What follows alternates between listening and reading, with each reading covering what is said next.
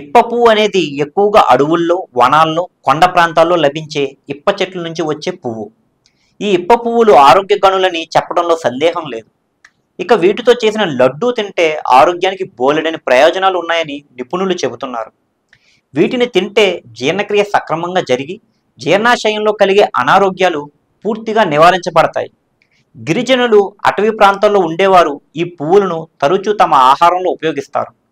మన్ కీ బాత్లో ప్రధాని మోదీ ఇటీవల ఇప్ప పువ్వుల గురించి ప్రస్తావించారు. అంటే వాటి విలువ ఏంటో మనం అర్థం చేసుకోవచ్చు.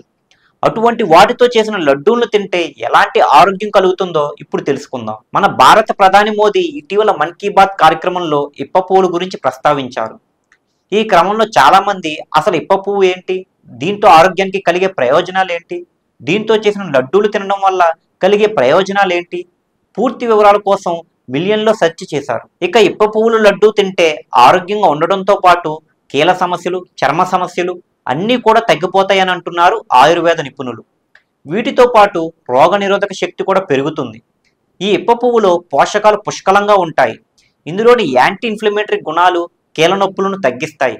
అలాగే మోకాల నొప్పులు, కండరాల నొప్పుల నుంచి కూడా ఉపశమనం కలిగిస్తుంది. ఇప్ప పువ్వుతో తయారు చేసిన నూనెను తీసుకుంటే అనారోగ్య సమస్యలు తగ్గుతాయి. వీటిలో యాంటీ ఆక్సిడెంట్లు, ఫైబర్ జీర్ణక్రియ ఆరోగ్యంగా ఉండేలా చేస్తుంది.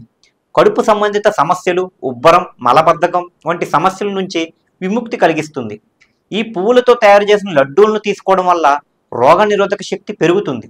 దీంతో ఎలాంటి ఇన్ఫెక్షన్లు కూడా దరిచేరవని నిపుణులు చెబుతున్నారు. ఈ ఇప్ప పువ్వులు తీసుకోవడం వల్ల చర్మం ఆరోగ్యంగా ఉంటుంది, ఎలాంటి అలర్జీలు రాకుండా ఉంటుందని ఆయుర్వేద నిపుణులు అంటున్నారు.